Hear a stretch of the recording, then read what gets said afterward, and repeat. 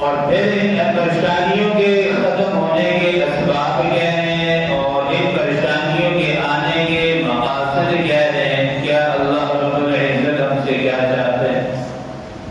کیونکہ ہر پریشانی میرے رب کی طرف سے آتی ہے، ہر کامیابی میرے رب کی طرف سے آتی ہے، ہر خوشی میرے رب کی طرف سے ہے، ہر خیر، ہر معاملہ میرے رب کے عمل سے۔ کوئی چیز اپنی مرضی سے نہیں ہو سکتی۔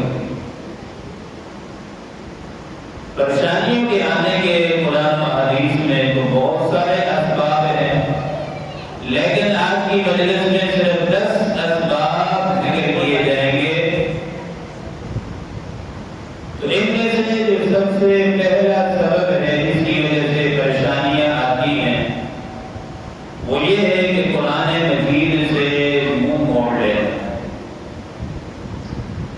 آج ہم دیکھیں کہ ہمارا تعلق قرآن مجید سے کتنا ہے، اور قرآن مجید سے منہ موڑنے کی ایک شکل تو یہ ہے کہ انسان قرآن مجید کی تلاوت نہ کرے۔ حالانکہ قرآن مجید کی تلاوت کرنا یہ ہمارے اوپر قرآن مجید کا ایک بنیادی حق ہے۔ الذین آتیناہم الکتاب یتلونہ حق تلاوتہ۔ ایک شکل تو یہ ہے کہ قرآن مجید سے منہ موڑنے کی کہ اس کی تلاوت نہ کی جائے، اور دوسرا یہ منہ موڑنے کی کہ قرآن مجید کو ہم سیکھنے کی طرف توجہ ہی نہ دیں۔ تلفظ خراب ہے، تجوید خراب ہے، اتنا بھی ہمیں ڈھنگ سے پڑھنا نہیں آتا جو نماز میں صحیح طریقے سے تجوید کے قواعد کے مطابق پڑھ لیں، یہ بھی قرآن مجید سے اعراض ہے۔ دو شکلیں ہوں گی، ایک تو یہ کہ تلاوت نہ کی جائے قرآن مجید کی، دوسرا یہ ہے کہ اسے سیکھا نہ جائے۔ قرآن مجید سے اعراض کی شکل میں پھر اللہ تعالیٰ کی طرف سے انسان پر وبال آتا ہے۔ ظاہر سی بات ہے، مساجد کو ہم آباد کرتے ہیں، مسجدیں ہمیں دعائیں دیتی ہیں، اعمال سے مسجدیں آباد ہوتی ہیں۔ قرآن مجید کو جب ہم پڑھتے ہیں تو قرآن مجید اپنے پڑھنے والے پر اللہ تعالیٰ سے سفارشی بھی ہوگا اور دعا بھی کرتا ہے۔ اللہ تعالیٰ قرآن میں فرماتے ہیں وَمَنْ أَعْرَضَ عَنْ ذِكْرِي فَإِنَّ لَهُ مَعِيشَةً ضَنكًا۔ جو میرے قرآن سے ذکر سے اعراض کرتا ہے تو اللہ تعالیٰ فرماتے ہیں اس کی زندگی کو تنگ کر دیتا ہوں۔ اب زندگی تنگ ہونے کی مختلف شکلیں ہیں۔ ایک تو یہ کہ انسان کی روزی تنگ ہو جاتی ہے، رزق اللہ تعالیٰ کم فرما دیتے ہیں۔ وَنَحْشُرُهُ يَوْمَ الْقِيَامَةِ أَعْمَىٰ، اور پھر قیامت والے دن جو ہے اس کو نابینا کر کے اٹھایا جائے، اندھا ہوگا۔ دوسری شکل اعراض کی یہ ہے، علماء فرماتے ہیں کہ قرآن مجید کے معانی مطالب کو سمجھنے کی بھی کوشش نہ کرنا، یہ بھی قرآن سے اعراض ہے۔ بھائی ہمیں تو اتنا پتا ہوا قرآن مجید ہم پڑھ رہے ہیں، اس کا مطلب کیا ہے، اس کے معنی کیا ہے، یہ ہم سے اللہ کا کلام کیا مطالبہ کر رہا ہے، کیا آیا ہماری زندگی قرآن کے موافق ہے یا خلاف ہے۔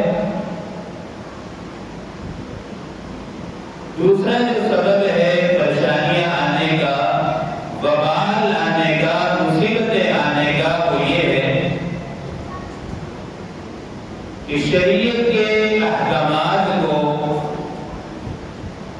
جتنے بھی شریعت کے احکامات ہیں ان میں اپنی مرضی کرتے ہیں۔ ہمیں جو عمل ہمیں آسان لگتا ہے ہم کہتے ہیں یہ سنت ہے، یہ شریعت کا حکم ہے، فوراً شریعت کی طرف آتے ہیں،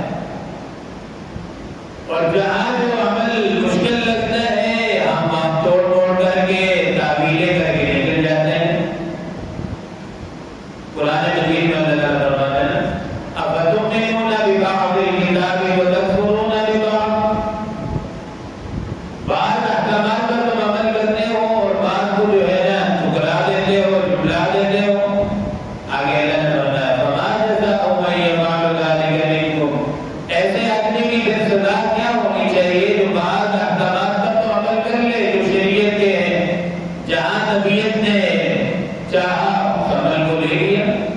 جہاں مشکل لگا وہاں چھوڑ دیے. اللہ پاک فرماتے ہیں فما جزاء من يفعل ذلك منكم الا خزي في الحیاۃ الدنیا. ایسے آدمی کی کیا سزا ہے؟ الا خزي في الحیاۃ الدنیا. اس کی جزا یہ ہے کہ دنیا اور آخرت میں سوائے ذلت کے اس کے مقدر میں کچھ نہیں. شریعت کا جو مزاج ہے وہ یہی ہے یا ایھا الذین آمنوا ادخلوا فی السلم کافۃ. اسلام میں داخل ہو تو پورے داخل ہو جاؤ. یہ نہیں ہے جو چیز ہمیں مزاج میں سمجھ آئے گی لے لیں گے، جو نہیں آئے گی اس کو چھوڑ دیں گے. وَيَوْمَ الْقِيَامَةِ يُرَدُّونَ إِلَىٰ أَشَدِّ الْعَذَابِ. اور آخرت میں پھر کیا ہوگا؟ خطرناک دردناک. اللہ تعالیٰ نے ایسے لوگوں کے لیے عذاب تیار کر رکھا ہے.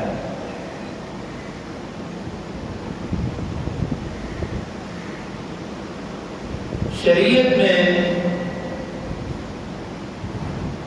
کوئی کام شوق پورا کرنے کا نام نہیں ہے. شریعت کا اتباع کا نام ہے کہ جو اسلام نے ہمیں حکم دیا چاہے ہمیں مزاج میں موافق آئے یا نہ، ہم نے اتباع کرنی، ہم نے اس پر عمل کرنا ہے. تیسرا سبب ہے پریشانی آنے کا، وہ یہ ہے کہ مسجد میں لوگوں کو ذکر الہی سے روکنا اور ان کو پریشان کرنا. قرآن مجید میں اللہ فرماتا ہے وَمَنْ أَظْلَمُ مِمَّن مَنَعَ مَسَاجِدَ اللَّهِ أَن يُذْكَرَ فِيهَا اسْمُهُ وَسَعَىٰ فِي خَرَابِهَا أُولَٰئِكَ مَا كَانَ لَهُمْ أَن يَدْخُلُوهَا إِلَّا خَائِفِينَ لَهُمْ فِي الدُّنْيَا خِزْيٌ وَلَهُمْ فِي الْآخِرَةِ عَذَابٌ عَظِيمٌ. اس سے بڑا ظالم کون ہوگا جو لوگوں کو مسجد میں عبادات سے روکے، ذکر الہی سے روکے. اب علماء کرام نے اس کی کئی صورتیں لکھی ہیں. آج کل جو ایک عام رواج چل چکا ہے، کسی کوئی بھی چیز گم ہو جاتی ہے آج چلو مسجد میں اعلان کر لیتے ہیں. لوگ نماز پڑھ رہے ہیں، عبادات میں مصروف ہیں، اس کو اپنی چیز کی پڑی. یا کسی تجارت کے لیے مسجد میں اعلان ہو رہا ہے، کوئی چھوٹی سی چیز بھی گم ہو جائے مسجد میں اعلان ہو رہا ہے. حالانکہ ایسی چیزوں کا مسجد میں اعلان بالکل قطعاً حرام ہے. بلکہ اللہ کے نبی صلی اللہ علیہ وسلم نے فرمایا کہ کوئی مسجد میں اعلان کرے کہ گم ہوئی چیز اسے مل جائے تو اللہ کے نبی نے فرمایا کہ دعا کرو اس کو چیز نہ ملے. کوئی اگر یہ دعا کرائے مسجد میں کہ اس کی تجارت میں نفع ہو جائے، اعلان کروائے نفع ہو جائے، تو اللہ کے نبی نے فرمایا کہ یوں کہو کہ اللہ اس کی تجارت میں کبھی نفع نہ دے. یہ مسجد کی بے حرمتی ہے، تقدس پامال ہوتا ہے. وَأَنَّ الْمَسَاجِدَ لِلَّهِ فَلَا تَدْعُوا مَعَ اللَّهِ أَحَدًا. مسجد تو صرف اللہ تعالیٰ کی عبادت کے لیے ہے، اللہ تعالیٰ کے سوا کسی اور کو نہیں پکار سکتا. یہ مساجد کے ساتھ ایک قسم کا کھلواڑ ہے، مذاق ہے جو بالکل ٹھیک نہیں. اس سے بھی انسان کی زندگی میں وبال اور پریشانیوں کے سوا کچھ نہیں آ سکتا. چوتھا جو سبب ہے انسان پر جس سے پریشانیاں آتی ہیں، مصیبتیں آتی ہیں، وہ یہ ہے کہ اللہ تعالیٰ کی دی ہوئی نعمتیں انسان پر بے شمار ہیں. ایک انسان جو انسان کا آ رہا ہے، جا رہا ہے، کتنی بڑی اللہ کی نعمت. یہ انسان کا اگر گلے میں اٹک جائے تو انسان کی زندگی ختم ہونے کو آتی ہے. جائیں جا کر اسپتالوں میں مریضوں سے پوچھو جو آکسیجن کے ایک گھنٹے کے کتنے کروڑ روپے بن رہے ہیں، اور اللہ تعالیٰ ہمیں فری میں آکسیجن عطا فرما رہے ہیں. سانس آ رہی ہے، جا رہی ہے، کتنی بڑی اللہ کی نعمت. کبھی ہم نے رب کا شکر ادا کیا؟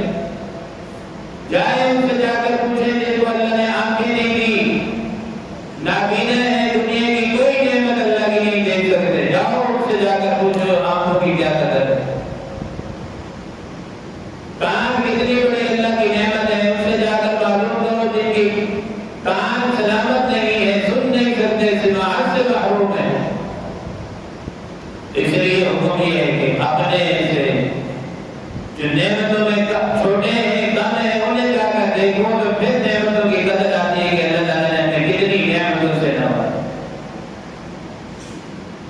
تو اس سے بھی وبال آتا ہے انسان پر کہ رب تعالیٰ کا ہم شکر ادا نہ کریں ہر ایک نعمت پر۔ جب بھی آدمی اپنی نعمتوں کو دیکھے آنکھوں کو لے کر سلامت ہے، ہاتھ پاؤں ساری چیزیں سلامت ہے، تو فوراً کہنا چاہیے الحمدللہ علی کل حال وبال وبال نبی صلی اللہ علیہ وسلم۔ گھر میں جائیں بیوی بچوں کو دیکھیں بڑی نعمت ہے الحمدللہ کہ علی کل حال، ہر نعمت کو دیکھیں الحمدللہ کہ یہ اللہ تعالیٰ کا شکر ادا کرنا ہے۔ سبحان اللہ کہیں، کوئی بھی نیک کلمات کہیں۔ صحابہ اکرام اٹھتے بیٹھتے چلتے پھرتے ان کا تقیہ کلام کیا ہوتا تھا؟ یہ الحمدللہ لا الہ الا اللہ۔ صحابہ اکرام کے تو عجیب معمولات تھے، سانس آ رہا ہے تو لا الہ الا اللہ، سانس جا رہا ہے لا الہ الا اللہ، کوئی لمحہ ذکر الہی سے ان کا خالی نہیں ہوتا۔ آج ہمارے فضولیات فضول الاقوال سے ہماری زبانیں جو ہے نا پاک نہیں ہیں۔ تو ہمیں اپنا یہ تقیہ کلام بنانا چاہیے، چلتے پھرتے اٹھتے بیٹھتے ایک ساتھ آ رہا ہے جا رہا ہے لا الہ الا اللہ لا الہ الا اللہ۔ یہ زبانیں ہر وقت اللہ تعالیٰ کی یاد سے تر و تازہ رہنی چاہیے، اور یہی اللہ تعالیٰ کی نعمتوں کی جو ہے نا شکر گزاری۔ اللہ تعالیٰ نے قرآن مجید میں بستی والوں کا تذکرہ کیا ہے، وَضَرَبَ اللَّهُ مَثَلًا قَرْيَةً كَانَتْ آمِنَةً مُطْمَئِنَّةً يَأْتِيهَا رِزْقُهَا رَغَدًا مِنْ كُلِّ مَكَانٍ فَكَفَرَتْ بِأَنْعُمِ اللَّهِ۔ اللہ تعالیٰ اس بستی والوں کی مثال بیان فرماتے ہیں کہ ہر طرف سے ان پر نعمتوں کی بارش تھی، اطمینان بھی تھا، سکون بھی تھا، راحت بھی تھی، ساری نعمتیں اللہ نے عطا فرما رکھی تھی۔ کیا ہوا؟ فَكَفَرَتْ بِأَنْعُمِ اللَّهِ، تو انہوں نے اللہ کی نعمتوں کی جب ناشکری کی تو پھر اللہ تعالیٰ نے فَأَذَاقَهَا اللَّهُ لِبَاسَ الْجُوعِ وَالْخَوْفِ بِمَا كَانُوا يَصْنَعُونَ۔ جب انہوں نے ناشکری کی، اللہ تعالیٰ کی ناقدری کی، تو اللہ تعالیٰ نے پھر انہیں پکڑا، بھوک نے آ پکڑا، خوف نے آ پکڑا، ہر نعمتیں اللہ تعالیٰ کی چھین کی۔ تو دوسری جگہ اللہ فرماتے ہیں لَئِن شَكَرْتُمْ لَأَزِيدَنَّكُمْ، اگر تم رب تعالیٰ کی نعمتوں کی شکر کرتے رہو گے تو پھر کیا ہوگا؟ لَأَزِيدَنَّكُمْ، یہ اللہ کا قانون ہے، پھر نعمتوں میں دن بہ دن اضافہ ہوتا بڑھتا نہیں۔ آج کل ہوتا کیا ہے؟ اس لیے مسلمان کیا حال ہے تمہارا؟ تو دال روٹی چل رہی ہے، اللہ کے کھا رہے ہوتے ہیں، مرغ کھا رہے ہوتے ہیں، کہتے ہیں دال روٹی چل رہی ہے۔ یہ ناشکری کے الفاظ ہیں۔ ہر حال میں انسان کو چاہیے کہ الحمدللہ جو نعمت اللہ دے رہے آپ اس کے مستحق نہیں ہے، بغیر استحقاق کے ہمیں اللہ تعالیٰ عطا فرمانا ہے۔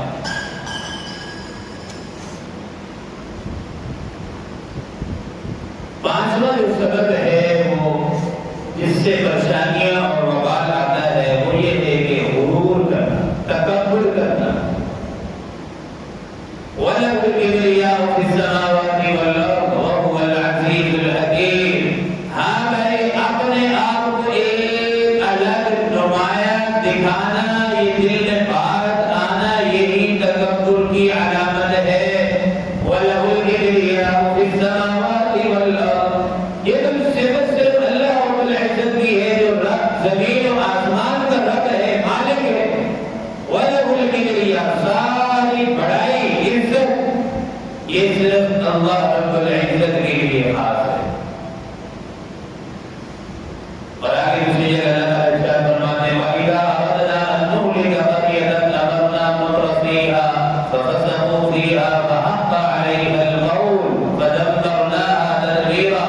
آج جب ہم کسی بستی کو ہلاک کرنے کا ارادہ کرتے ہیں تو پھر اس میں جو ہے لوگ جب تکبر میں مبتلا ہوتے ہیں تو پھر اللہ تعالیٰ اس بستی کو تباہ و برباد فرماتے ہیں۔ گویا یہ پتہ چلا کہ جس بستی کو اللہ تعالیٰ تباہ و برباد کرنا چاہتے ہیں تو اس میں جو لوگ ہوتے ہیں، چاہے تکبر صرف ایک چیز کا نہیں ہے، کہیں آپ کے پاس علم ہے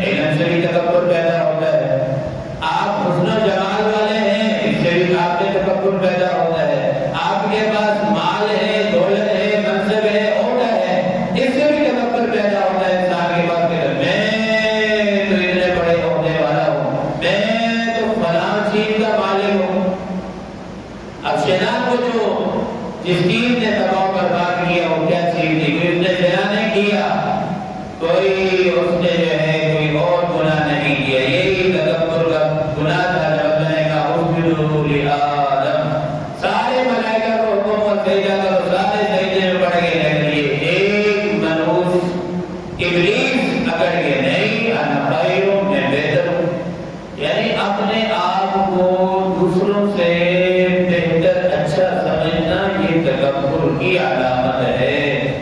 حدیث مبارکہ کے الفاظ ہیں، امام الانبیاء صلی اللہ علیہ وسلم نے ارشاد فرمایا جس آدمی کے دل میں رائی کے دانے کے برابر بھی تکبر ہوگا وہ جنت کی خوشبو بھی نہیں سونگھ سکے گا۔ اور دوسری حدیث قدسی ہے، اللہ تعالیٰ ارشاد فرماتے ہیں الکبر ردائی فمن تنازعنی فی ردائی، یہ تکبر کرنا یہ میری چادر ہے، اور جو میری چادر کے ساتھ میرے ساتھ جھگڑے گا اللہ فرماتے ہیں اللہ فی النار، تو میں اسے پھر جہنم میں داخل کروں۔ تو میرے دوستوں یہ حسد، تکبر، کینہ یہ روحانی بیماری ہے، ان کا علاج بھی ضروری ہے، اور یہ ان کا علاج ہوتا ہے کس سے؟ اپنے دل کی اصلاح سے دل کو بنانا پڑتا ہے۔ یہ دل ایسے نہیں بنتا، یہ اللہ والوں کی صحبت سے بنتا ہے۔ یہ دل لاکھ رگڑے کھا کر پھر جا کر دل بنتا ہے۔ جب دل نہیں بنتا ہے تو پھر آنکھ غلط استعمال نہیں ہوتی، جب دل بنا ہوا ہوتا ہے تو کان آپ کے غلط نہیں سنتے، دل بنا ہوا ہوتا ہے تو آپ کے دماغ میں غلط سوچیں پیدا نہیں ہوتی، جب دل بنا ہوا ہوتا ہے پھر آپ کے پاؤں غلط استعمال نہیں ہو سکتے، جب دل نہیں ہوتا تو پھر وہ دل ہوتا ہے، دل میں دنیا کی محبت بھی جمع ہوتی ہے، دل میں غیر اللہ کی محبت بھی جمع ہوتی ہے، دل میں ہر گناہ جمع ہوتا ہے، پھر وہ دل ہوتا ہے، دل نہیں ہوتا۔ دل وہ ہوتا ہے جس میں صرف ایک اللہ کی محبت بس رہی ہوتی ہے، دنیا کی کوئی محبت غیر اللہ کی محبت نہیں ہوتی۔ تو ایک سبب یہ بھی ہے انسان پر پریشانیاں آنے کا کہ انسان تکبر کرتا ہے، تکبر کے بہت سارے جو ہے راستے ہیں اور ذرائع ہیں کی وجہ سے تکبر انسان میں پیدا ہوتا ہے۔ چھٹا ایک سبب جو جس سے پریشانیاں آتی وہ یہی ہے کہ بے حیائی کے کاموں کو عام کرنا۔ آج کل اس اللہ کے حکم کو سمجھنا بہت آسان ہے۔ قرآن مجید والا فرماتے ہیں ان الذین یحبون ان تشیع الفاحشہ فی الذین آمنوا لهم عذاب علیم، ایسے لوگ جو برائی کو عام کرنا پسند کرتے ہیں، پھیلانا پسند کرتے ہیں۔ ہاں بھائی، میڈیا کا دجالی زمانہ ہے، یہ جو موبائل ہے یہ جوال دجال ہے، دجال۔ آپ نے کوئی اس طرح کی ویڈیو شیئر کر دی جس میں غیر محرم کی تصویر ہے، جس میں گانا لگا ہوا ہے، جب تک یہ تصویر اور یہ ویڈیو موبائل میں میموری میں جتنے لوگوں کے پاس سیو رہے گی دیکھیں گے سارے لوگوں کا گناہ آپ کو ملے گا۔ اور آج کل سب سے جو خطرناک بات ہے یہ وہ اس چیز کو گناہ نہیں سمجھا جا رہا۔ حالانکہ حدیث پاک میں ہے اشد الناس عذابا یوم القیامۃ المصورون، قیامت والے دن سب سے زیادہ دردناک جو عذاب ہوگا تصویر بنانے والوں کو ہوگا، جو اپنی تصویر بناتے ہیں یا بنواتے ہیں دونوں شامل ہیں۔ اور کتنے لوگوں تک جائے گی؟ جتنے لوگ اس میں گناہ میں مبتلا ہوں گے سارا گناہ بنانے بنوانے والے دونوں کو ملے گا۔ اس لیے ایسی چیزوں سے ہمیں بچنا چاہیے۔ ہاں بھائی ہم کہتے ہیں جی میری تو ایک ہی بیٹی ہے، اپنی ایک بیٹی کی خوشی میں شادی میں ڈھول نہ لائے جائیں، تقریب نہ نچایا جائے، شادی کیسے ہوگی؟ ٹھیک ہے، ایک مثال سے اس بات کو سمجھیں۔ ایک آدمی ہمیں 1 لاکھ روپے ادھار دیتا ہے یا 2 لاکھ دیتا ہے اور وہ ہم اس کے احسان مند ہوتے ہیں، وہ جو بات کہتا ہے ہم مانتے ہیں، ٹھیک ہے یہ ہمارا محسن ہے، اس نے ہمیں قبضہ کیا ہے، 1 لاکھ دیا ہے، 2 لاکھ دیا ہے، ساری باتیں مانتے ہیں۔ وہ رب تعالیٰ جو ہمارے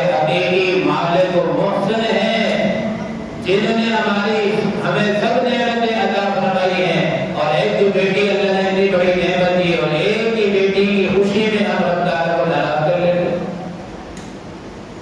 ہونا تو یہ چاہیے کہ ہم نے محسن حقیقی کی کسی جگہ پر چاہے خوشی ہے یا غمی ہے، رب تعالیٰ کے حکم کو نظر انداز نہیں کرنا چاہیے. یہی تو موقع ہوتے ہیں کہ ان موقعوں پر اپنے رب تعالیٰ کو ہم راضی کریں. ساتواں جو سبب ہے وہ شراب اور زنا کا عام ہونا ہے.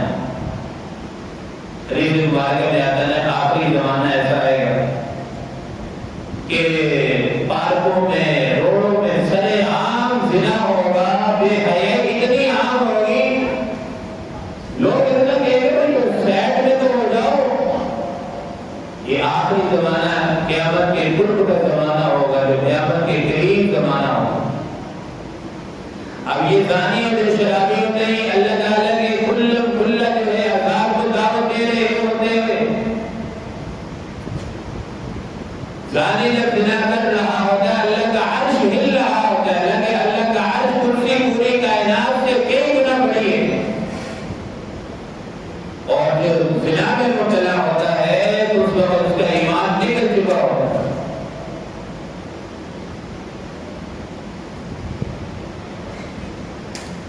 اب کوئی آدمی کہے کہ بھائی یہ برائی روکنا،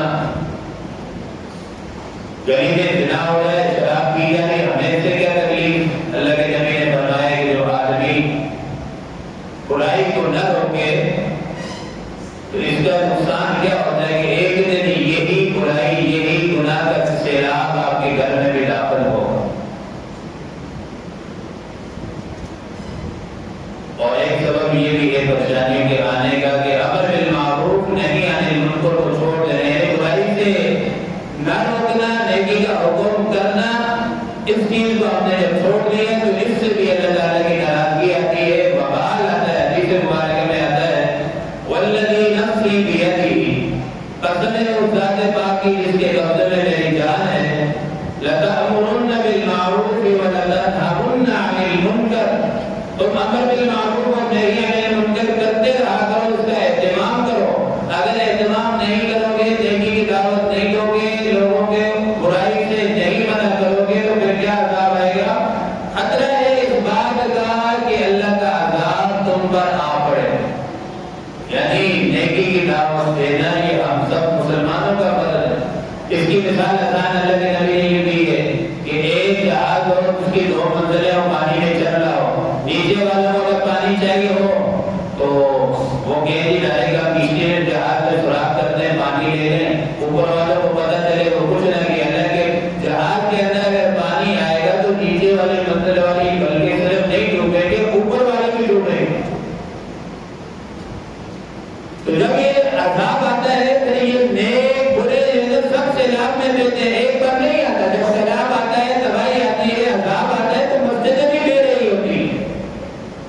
حدیث مبارکہ کے الفاظ میں جب اللہ تعالیٰ عذاب نازل فرماتے ہیں تو فرشتے کہتے ہیں اللہ فلاں بستی میں ایک آپ کا نیک بندہ ہے، اللہ فرماتے ہیں پہلے جاؤ اس پر عذاب کو مسلط کرو، اس کو اپنی نیکی کی فکر ہے، لوگوں کی پرواہ نہیں ہے، انہوں کو دعوت نہیں دیتا ہو. تو ہمیں یہ ماحول بنانا چاہیے. تو مطلب یہ نہیں ہوتا دعوت کا کہ ہم جا کر فوراً اگلے کو تھپڑ لگا لے بس شراب پینا نہیں، بلکہ فرمایا ادعو الی سبیل ربک بالحکمہ، حکمت کے ساتھ، بصیرت کے ساتھ دعوت ہو. کبھی چائے پلا دی، اکرام کر دیا، اکرام میں باتوں باتوں میں نیکی کی دعوت دی، حکمت کے ساتھ جو اللہ کے نبی کا طریقہ ہے. وجادلہم باللتی ہی احسن ان ربک هو اعلم بالمہتدین. 10واں جو سبب ہے پریشانیاں آنے کا وہ یہ ہے کہ اذا ترکتم الجہاد فسلط اللہ علیکم الذلہ، جب جہاد کو چھوڑ دیں گے تو پھر اللہ تعالیٰ ذلت کو مسلط فرما دے. اور ایک حدیث سے مبارکہ میں آتا ہے جو آدمی پوری زندگی میں نہ جہاد کرے نہ جہاد کا ارادہ کرے، وہ مرے گا تو منافق کی موت مرے گا، منافقت پر موت آئے گی. جہاد یہ ہوتا ہے کہ کافروں کے ساتھ دشمن کے مقابلے میں لڑنا، یہ جہاد ہے، مسلمانوں سے نہیں، کافروں سے لڑنا یہ عین جہاد ہے. اللہ کا حکم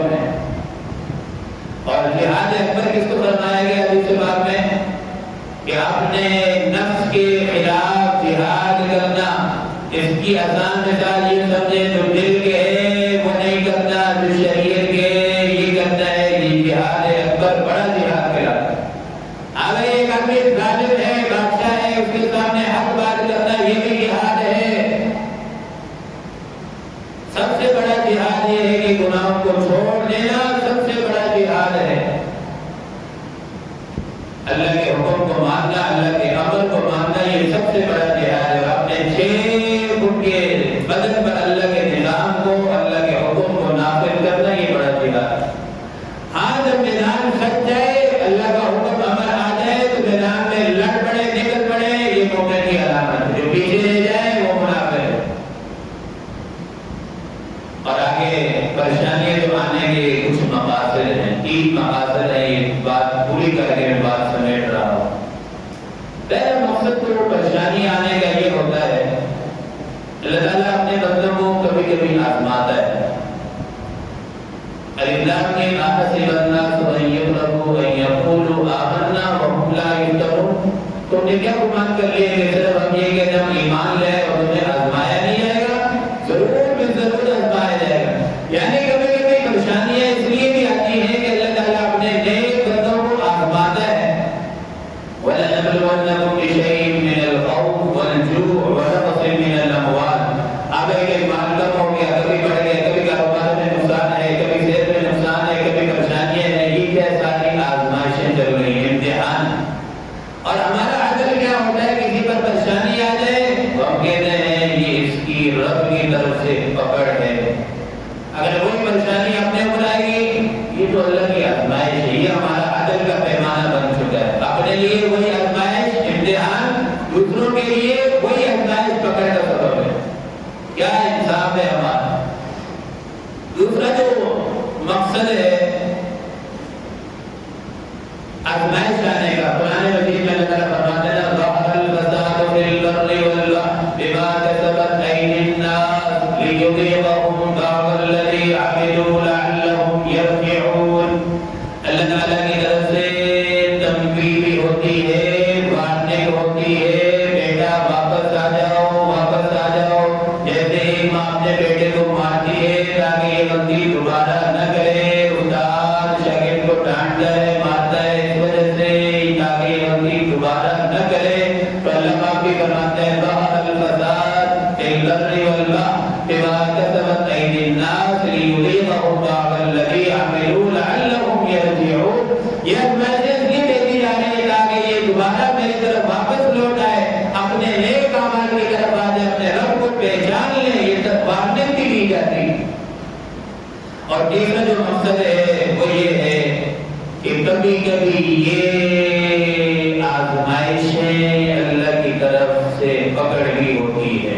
ایک تو آزمائش، وارننگ، تیسرا مقصد یہ بھی ہوتا ہے کبھی کبھی نہ دنیا کے اندر اللہ تعالیٰ کی طرف سے سزا بھی ہوتی ہے۔ اب یہ کیسے پتہ چلے گا؟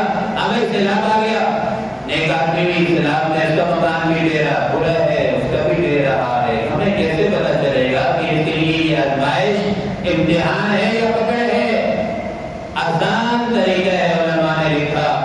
اب اس کا پہچاننے کا آسان طریقہ یہ ہے، اگر جس پر آزمائش آئیے وہ سجدے سے سر نہیں اٹھاتا تو سمجھ لو یہ آزمائش کے لیے رحمت ہے۔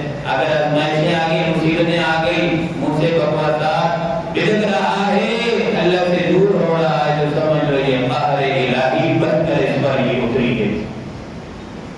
آپ نے دیکھا ہوا ایک چھوٹا بچہ ماں آگر سے مار رہی ہے، لیکن وہ بچے کو پتا ہے یار جان سے مجھے مار مل رہی ہے نا، پیار بھی یہیں سے ملے گا، وہ ماں سے چمٹ جاتا ہے، چھوڑتا نہیں، اسے پتا ہے جان سے مار پڑ رہی ہے، پیار بھی یہیں سے ملے گا۔ تو جو نیک آدمی ہوتا ہے جس پر قہر الہی بن کے رحمت الہی بن کر آتی ہے تو وہ سجدے میں گر جاتا ہے، اللہ کے اور قریب ہو جاتا ہے، تو سمجھ لو یہ مصیبت کے لیے رحمت ہے۔ اگر اللہ سے بلک رہا ہے اور احکامات سے بھاگ رہا ہے، اعمال سے پیچھے ہٹ رہا ہے، تو سمجھ لو اب یہ قہر الہی بن کر آئی ہے۔ اللہ تعالیٰ سے دعا ہے کہ اللہ تعالیٰ ہمیں ہر قسم کی آزمائش سے بچائے۔